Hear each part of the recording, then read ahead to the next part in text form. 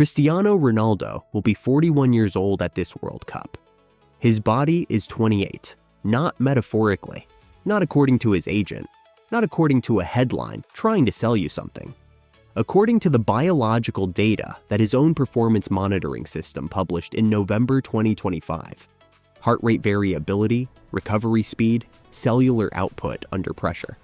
Every measurable marker in his body reads 12 years younger than the man actually is. 12 years. In a sport where the difference between 30 and 32 can end a career, 12 years is not a statistic. It is the most valuable asset in professional football. And Cristiano Ronaldo did not acquire that asset by accident. He invested in it, piece by piece, year by year, chamber by chamber. Starting in 2012, when most players his age were beginning the slow biological decline that ends in retirement, Ronaldo began building something the sport had never quite seen before. Not a training regime, not a diet plan. A financial system designed around a single asset, his own body. That system has a documented cost, an extraordinary cost. A cost that, when you understand the financial return it generates, reframes everything you think you know about what it means to compete and to invest at the highest level of this sport. This is not a video about Cristiano Ronaldo, the footballer. This is a video about Cristiano Ronaldo, the investment. About what that investment is worth, what it returns, what it costs to build, and what it reveals about the invisible financial war being fought right now, inside the bodies and the balance sheets of every elite player heading to North America this summer. Because the 2026 World Cup will not only be decided on the pitch, it will be decided in the chambers, the recovery rooms, and the biological portfolios that nobody is showing you until now. Let's start with the number, $1.5 million. Per year, every year, not for a season, not for a tournament, per calendar year, without interruption, without exception, and without apology. That is the documented, verified financial investment that Cristiano Ronaldo makes annually in the biological system built around his own body.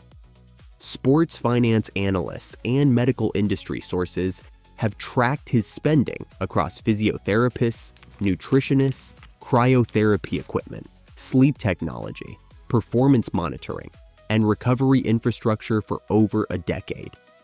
$1.5 million a year invested in a single asset. To understand the scale of that investment, the average professional footballer in Europe earns less than that across an entire career. The annual wage budget of an entire lower league club in England does not always reach that number, and Ronaldo allocates it every 12 months to the maintenance of one biological asset operating at peak market value. But here is what most people get wrong when they hear that figure. They assume it is vanity. They assume it is excess. They assume it is the kind of spending that generates no financial return. The sporting equivalent of a billionaire buying an asset that never appreciates. It is the opposite. It is the highest returning personal investment in the history of professional sport. Because at 41, Cristiano Ronaldo is still performing, still generating revenue, still commanding sponsorship valuations that make the $1.5 million look like a rounding error on a balance sheet. At his current earning level, conservatively estimated by Forbes at $125 million per year across wages and commercial deals. The financial return on his biological investment is approximately 83 times the annual cost. 83 times. In any asset class, in any market, in any financial instrument available to any investor on Earth, an 83 times annual return is not a wellness routine. It is a portfolio strategy. So what exactly does $1.5 million per year buy inside that portfolio? It starts before sunrise. Ronaldo's sleep is not sleep in the way most people understand the word. It is a managed biological process with measurable financial consequences. His bed is not a bed. It is a recovery environment.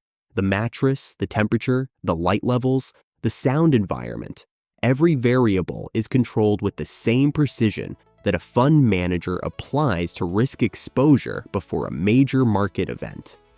He does not check his phone before sleeping. He does not eat within a specific window before lying down. His documented target is 8 to 10 hours of unbroken, high-quality sleep every single night of the year, including match nights, including travel days, including every night of the 2026 World Cup. The device monitoring all of it is a Whoop, a biometric performance band tracking, in real time, his heart rate variability, respiratory rate, blood oxygen, skin temperature, and sleep cycle architecture. The data feeds directly to his personal performance team, a group of specialists who review his biological output every morning before he touches a ball. Think of it as a daily audit of his most valuable asset, conducted by a team whose entire purpose is to protect and grow its market value. In November 2025, Whoop released a portion of that audit publicly. The headline figure was the one that stopped the financial and sports worlds simultaneously. His biological age, 28.9 years. His cardiovascular performance, recovery metrics, and strain response all reading at levels the system associates with elite athletes in their late 20s. Not athletes who are 4 months away from their 42nd birthday. The asset had appreciated. But the monitoring layer is only one component of the investment. The intervention layer is where the majority of the capital goes. The cryotherapy chamber installed in Ronaldo's private residence cost 45,000 euros. It is not a cold shower. It is a clinical-grade whole-body cryotherapy unit exposing the body to temperatures between -100 and -140 degrees Celsius for sessions of 2 to 4 minutes. At that temperature, the body triggers a systemic anti-inflammatory response, floods the muscles with oxygen-rich blood, and accelerates cellular repair in a way that conventional recovery methods require days to replicate. Ronaldo deploys this asset routinely, after training, after matches, on rest days, as standard maintenance on a biological portfolio that cannot afford unplanned depreciation. He also manages his sleep in a way that most people find difficult to believe. 5 cycles, 90 minutes each, distributed across a 24-hour period rather than consolidated into one long block. The science is grounded in sleep architecture research, showing that 90 minutes represents the average duration of one complete human sleep cycle, from light sleep through deep sleep and back. By sleeping in complete cycles rather than one interrupted block, each period of sleep delivers maximum biological restoration with minimum wasted time in lighter, less restorative stages. Whether this specific protocol is the primary driver of his biological age data, no sleep scientist can confirm with certainty. What the data confirms is that his recovery metrics, tracked across years of continuous monitoring, are extraordinary. And extraordinary recovery is the single most important factor in the long-term appreciation of an elite athletic asset. At 41, that asset has not depreciated.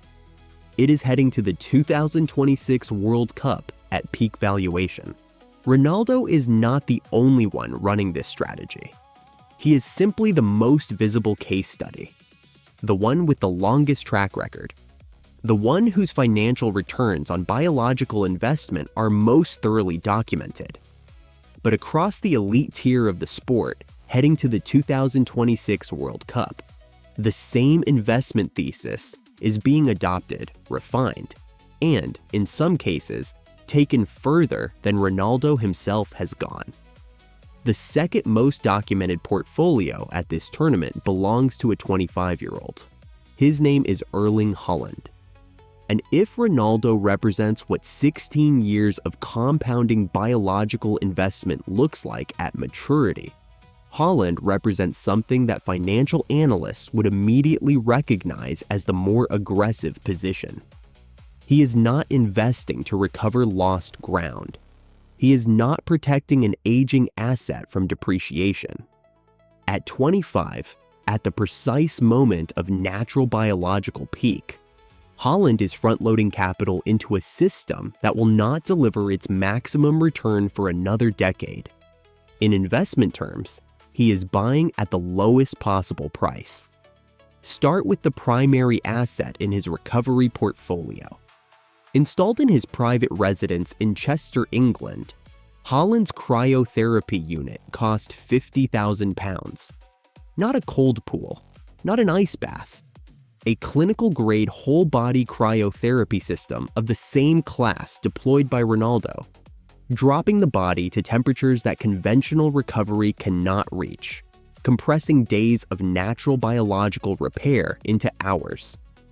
Haaland treats this equipment not as a luxury, but as infrastructure, a capital expenditure that pays dividends in reduced recovery time, lower injury risk, and extended high-performance output across the life of his career.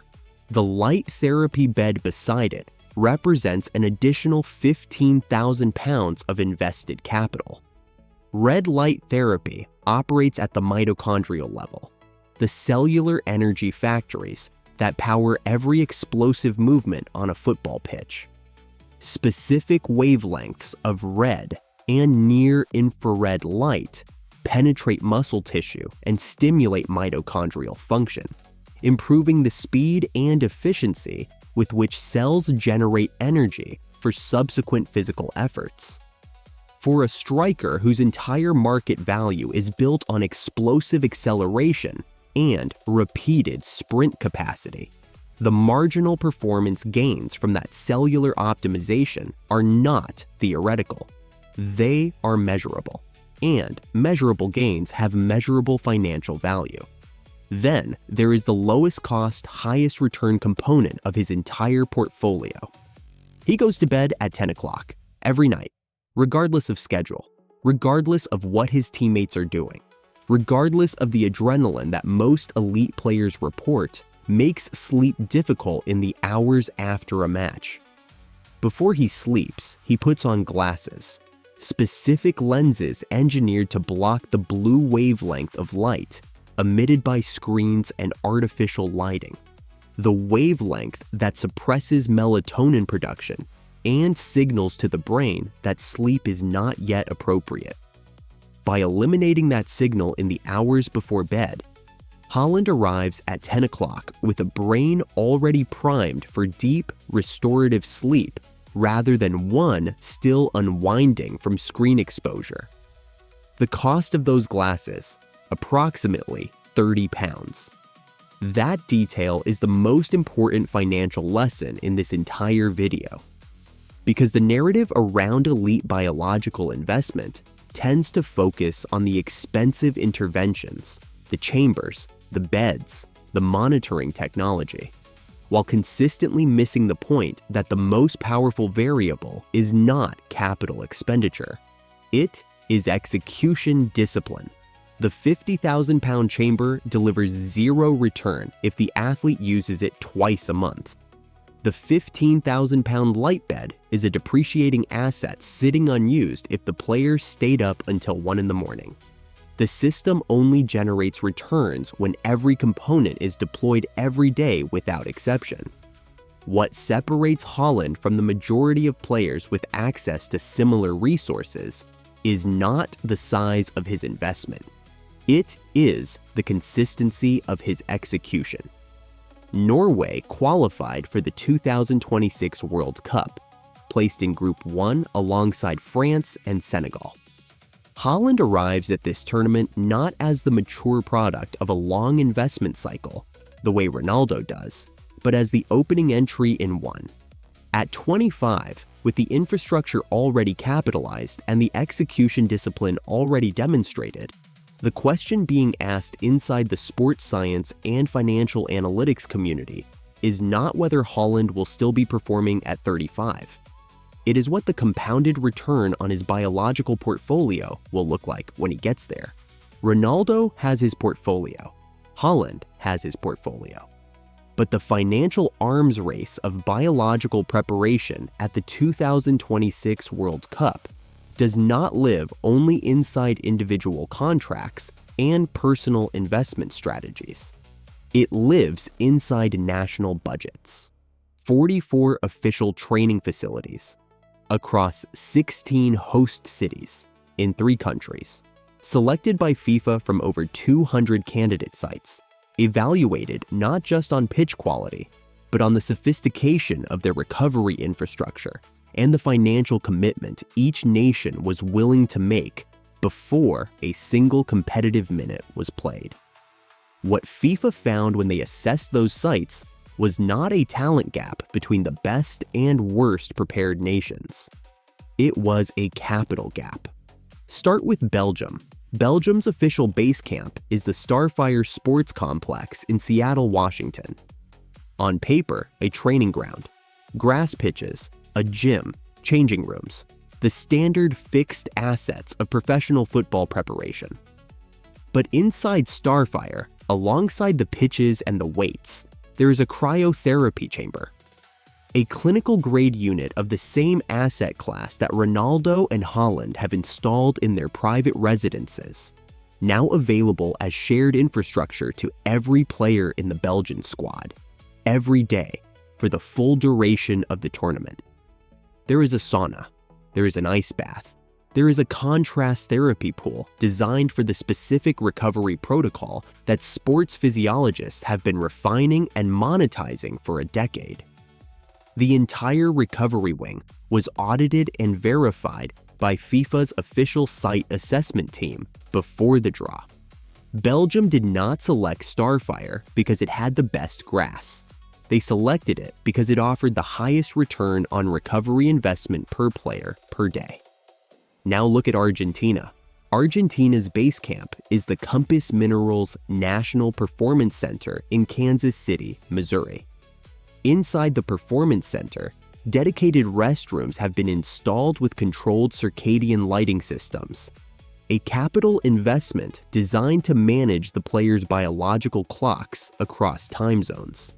Not a hotel blackout curtain, a managed light environment calibrated to signal to the body's hormonal system exactly what time zone it should be operating in, regardless of where the squad flew in from.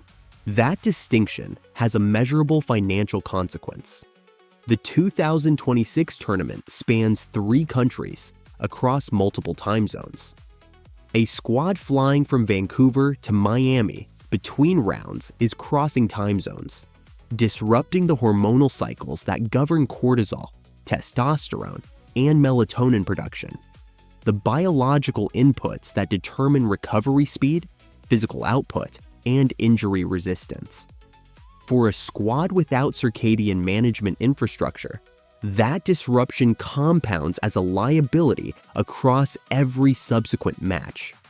For a squad with it, the disruption is a managed variable on a balance sheet that never appears in any official financial report.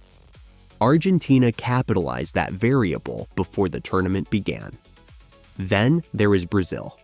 Brazil's delegation has acquired the Ridge Hotel in Basking Ridge, New Jersey, in its entirety. Not a floor, not a wing. The complete property, every room, every common space, every service, exclusively under Brazilian operational control for the duration of the tournament. Training is conducted at Columbia Park in Morristown, a facility connected to the New York Red Bulls organization. Head coach Carlo Ancelotti, arriving from Real Madrid with 14 years of experience managing elite biological assets at the highest level of club football, established publicly before the tournament that his selection criteria requires 100% physical output capacity, not 90%, not match fit, 100. Or you are not in the asset portfolio. And then, at what appears to be the opposite end of the preparation spectrum, but is, in financial terms, one of the most sophisticated investments on the list, there is Switzerland. Switzerland's base camp is the Fairmont Grand Del Mar in San Diego, California. A 5-star resort, rolling hills, a private golf course, spa infrastructure, the kind of property that generates revenue from leisure travelers rather than athletes. And that, precisely, is the return model that Switzerland identified.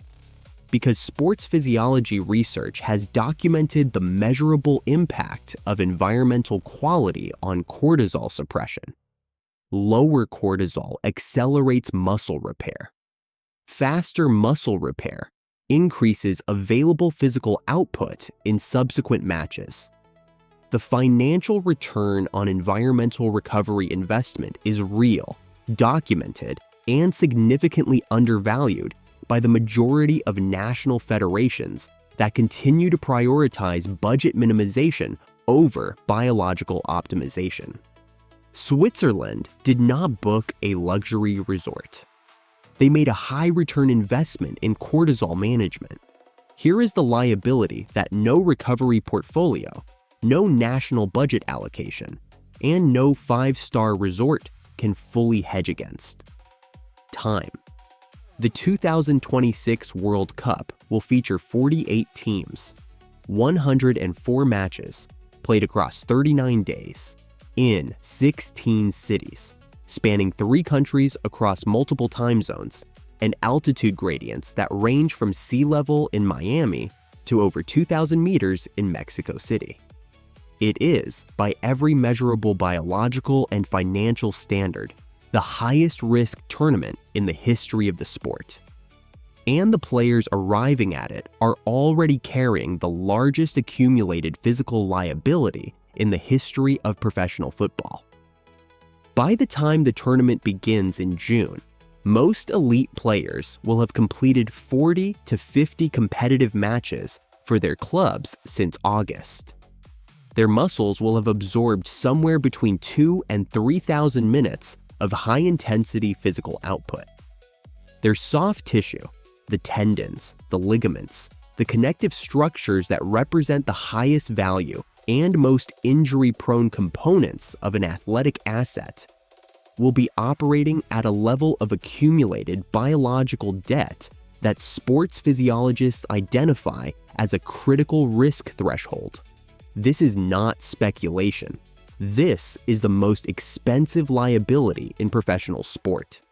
In Qatar 2022, a tournament that ran 29 days rather than 39, the injury rate in the knockout stages was significantly higher than in the group stage. The further teams progressed, the more their biological assets broke down. And Qatar 2022 had 32 teams and 64 matches.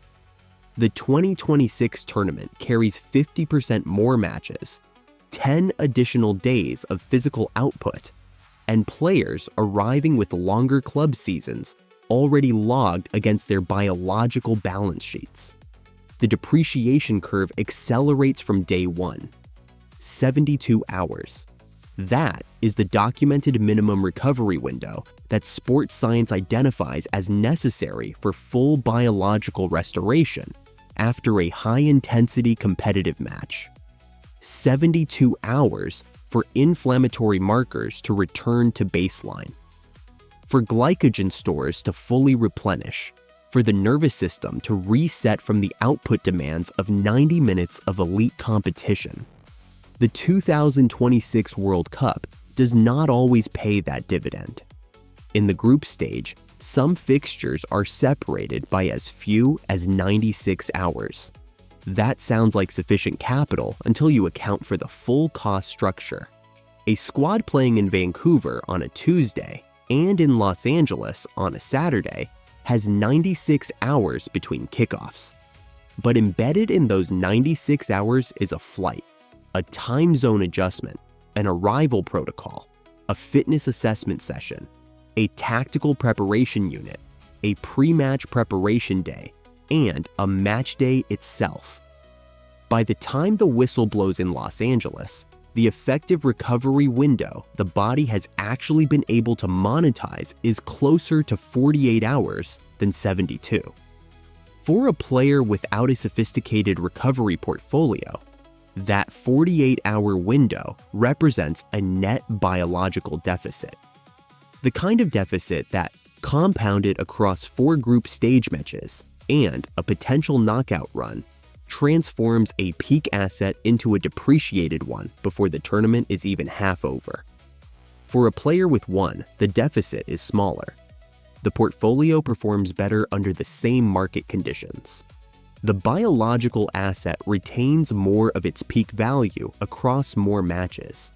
And at a World Cup, performing better under the same market conditions is the difference between starting and watching from the bench, between lifting the trophy and flying home in the quarterfinals, between peak asset value and forced early retirement, the hamstring, the highest risk soft tissue asset in elite football, the muscle group most exposed to accumulated biological debt. The structure that, at 41, forced Cristiano Ronaldo to travel to Madrid for specialized rehabilitation in February 2026, after sustaining a tear during a league match with Al Nassr, a capital loss that required immediate reinvestment in specialist recovery before the tournament. The same structure currently managing a documented risk position for Kylian Mbappé in the weeks before the World Cup begins. The same structure that generated an unplanned liability for Lamine Yamal at Barcelona in April, though current recovery timelines position him as available for selection.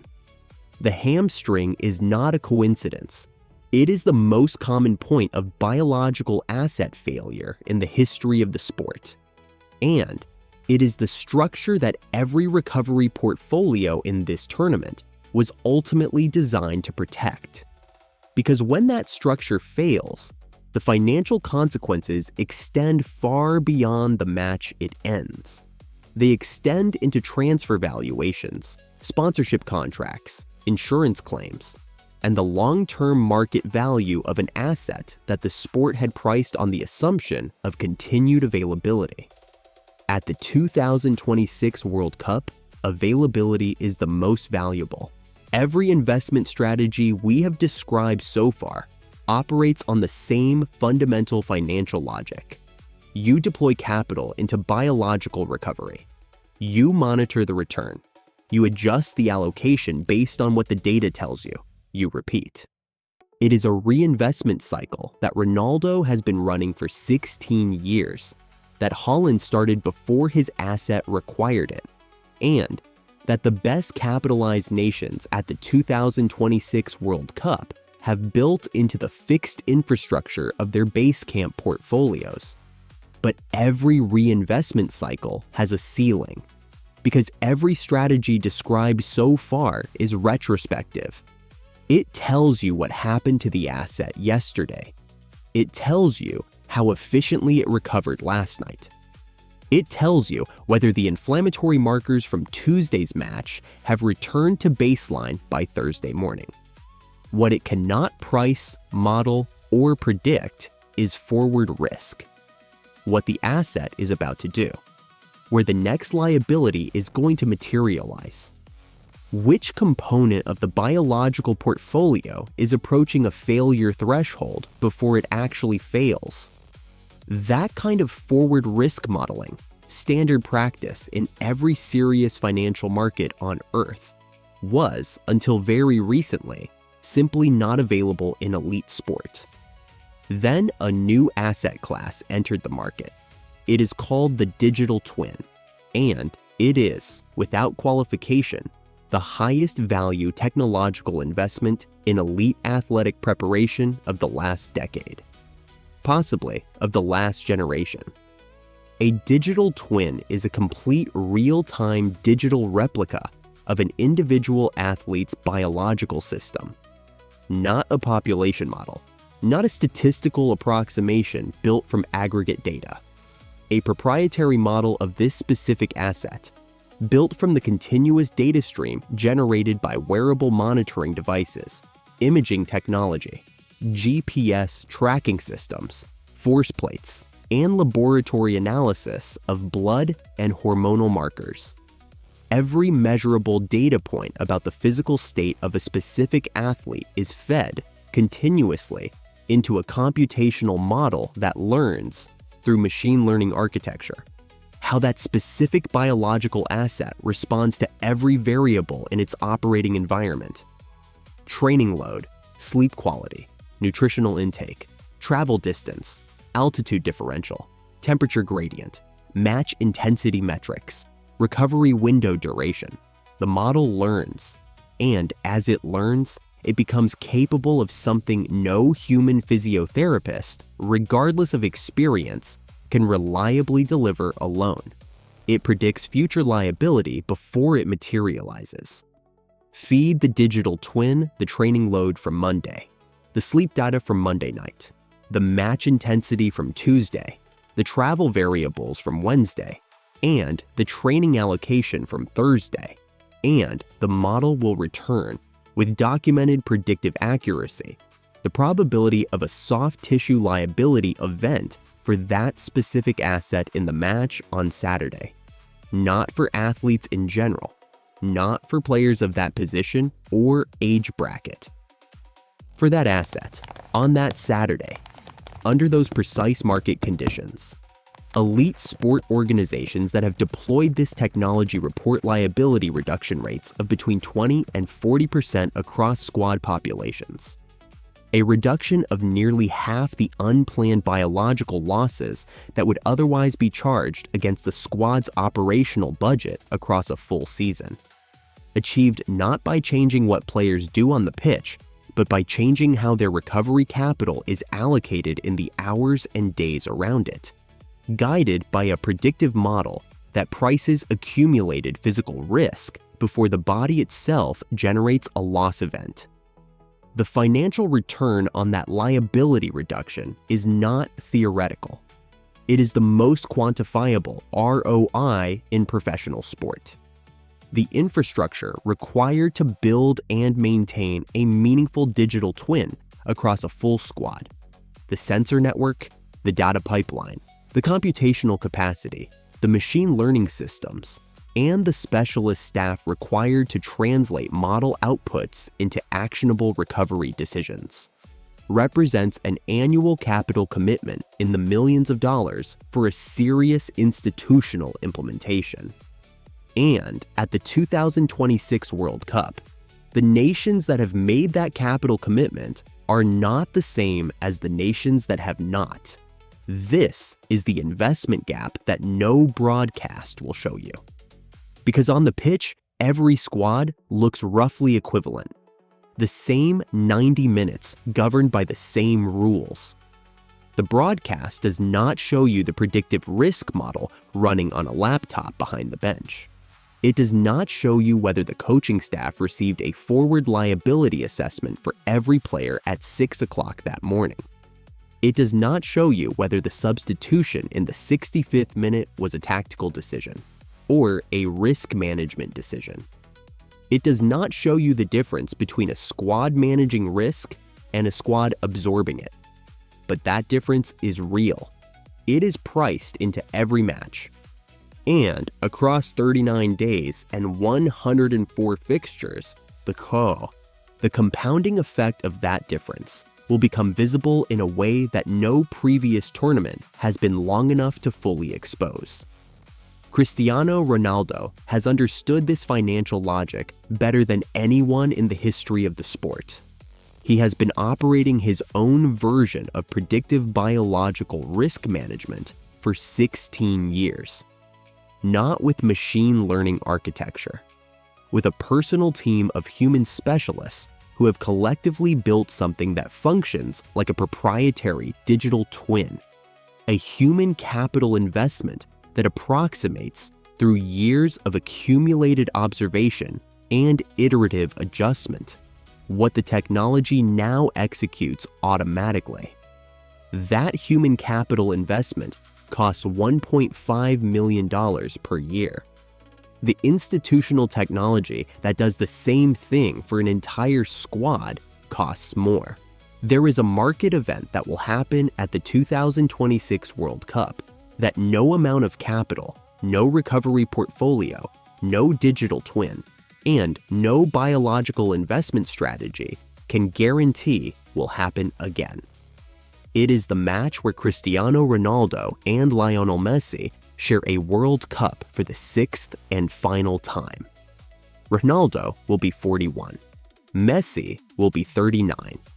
Between them, they represent 10 Ballon d'Or awards, over 1,400 career goals, and a combined market valuation that has, across 2 decades, generated more commercial revenue, more sponsorship income, and more broadcast value than any other pair of athletes in the history of professional sport. They arrived at their first shared World Cup in 2006 in Germany. Ronaldo was 21. Messi was 18. Neither had yet delivered the financial returns that would eventually make them the 2 most commercially valuable footballers ever to play the game. 20 years later, the market has its verdict, and they are both still trading. Because the standard depreciation curve of a professional athletic asset does not extend 20 years. It never has.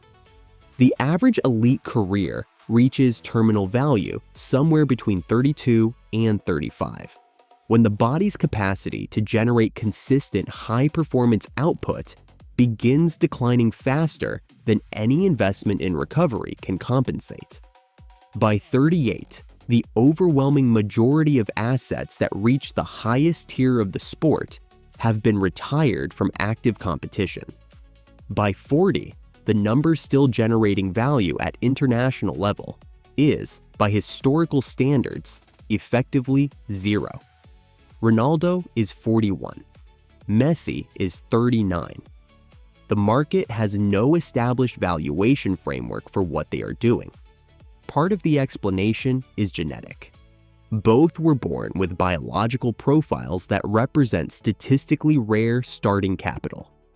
Ronaldo's cardiovascular efficiency, his muscle fiber composition, his bone density. These are foundational assets that no investment regime can manufacture from nothing. They were always there. The recovery systems built on them. The monitoring technology protected them. But the underlying asset quality was genetic, and genetic capital at that level is not available at any market price. Part of the explanation, however, is the system. And the system has a price, and the price has a return. This is the calculation that the next generation of footballers is studying with the same intensity that young investors study the portfolios of Buffett or Dalio.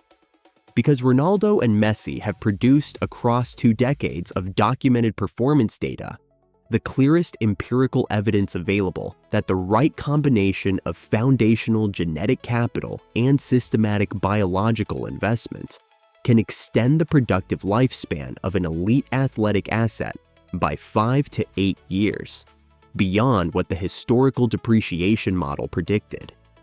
5 to 8 years, at elite wages, at elite sponsorship rates, at elite commercial valuation. The financial return on that extension is not a rounding error.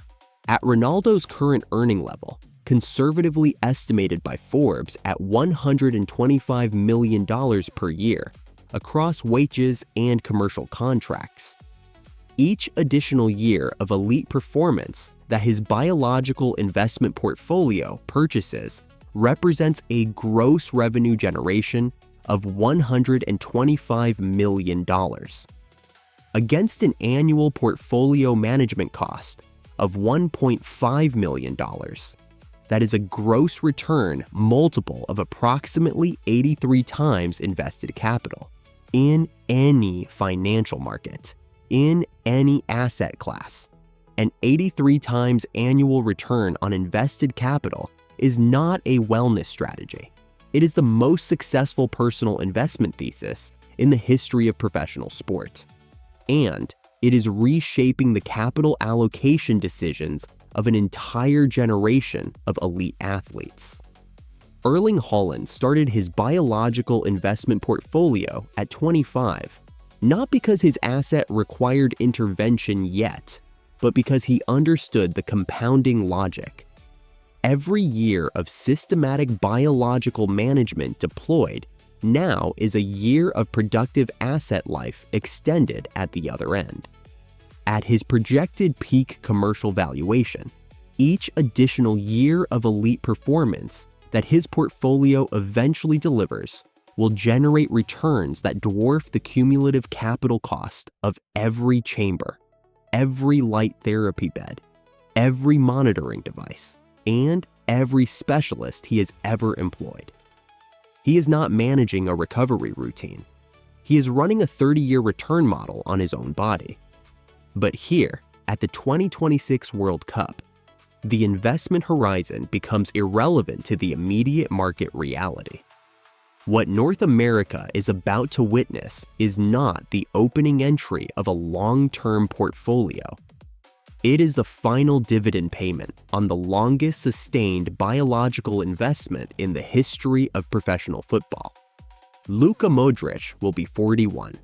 Son Heung-min will be 34, competing in what he has signaled may be his final major international market.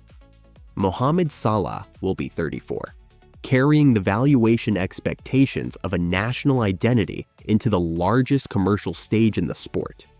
Each of them, in different ways, is the compounded return on years of biological investment now delivering its terminal payout. And then there is the question that no financial model, no digital twin, and no sports science methodology can fully answer. What is the residual asset value after the final whistle? Because the biological data that Ronaldo's monitoring system generates at 41 is not the data of an asset approaching zero. It is the data of an asset whose depreciation curve has been so fundamentally altered by 16 years of systematic investment that its terminal value remains significantly above what any standard model predicted was possible. Which means that when the last match of his last World Cup is played, and the whistle sounds for the final time, the question the market will be asking is not how he lasted this long. It will be whether the portfolio he built could have kept the asset generating returns even longer. On June 11, 2026, the first whistle of the 2026 World Cup will blow somewhere in North America. 6 billion people will be watching. And almost none of them will be watching what we have spent this video documenting. They will be watching the ball, the goals, the tactical decisions, and the moments of individual brilliance that make football the most commercially valuable sport in the history of organized human competition.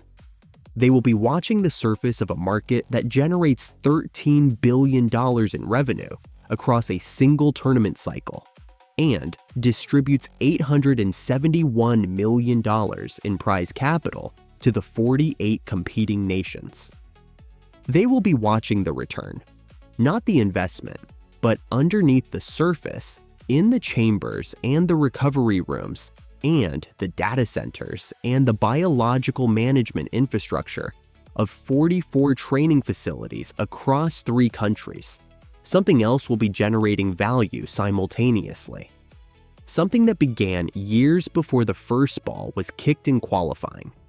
Something that cost, in aggregate across all 48 national investment portfolios, a sum that no financial analyst has fully modeled because no financial analyst outside the industry is paying attention to it. The real return on the 2026 World Cup started long before June 11th. It started in 2012 when a 27-year-old footballer in Madrid decided that the natural depreciation curve of a human biological asset was a liability that sufficient capital allocation could restructure. It started in 2020, when a teenager in Dortmund front-loaded his recovery portfolio before his asset required intervention, understanding the compounding return available to an investor who enters the market before the premium pricing begins. It started in boardrooms where national football federations made capital allocation decisions about which training infrastructure to acquire, and what the biological return on that infrastructure would mean for their competitive position in the third week of a tournament that the physical data told them would generate more unplanned liability events than any previous edition. It started in the invisible balance sheets, and it will be settled there too. Because when the final whistle blows on July 19th inside MetLife Stadium in New Jersey, and the last nation standing receives the trophy that represents 6.1 kilograms of 18-karat gold and an estimated market value of $20 million, the story that reaches the broadcast will be about the goal that won it, about the asset that delivered it, about the investment in coaching and tactics and squad depth that positioned the winning nation to capitalize on the moment. The story that does not reach the broadcast will be about the sleep, about the light therapy, about the predictive risk model that flagged a soft tissue liability on a Thursday morning and restructured a lineup before a capital loss occurred, about the 45,000 euro chamber that kept a 41-year-old biological asset generating returns at 28. About the 5-star resort in San Diego that suppressed cortisol across an entire national squad for 3 weeks and delivered a measurable competitive return that will never appear on any official financial statement. About the 30-pound glasses that every night for years protected the sleep architecture of a 25-year-old striker whose annual valuation already exceeds the GDP of small nations. About the investment thesis that turned a human body into the highest returning asset class in professional sport. That is the market we document on this channel, not the surface return, the investment infrastructure underneath it.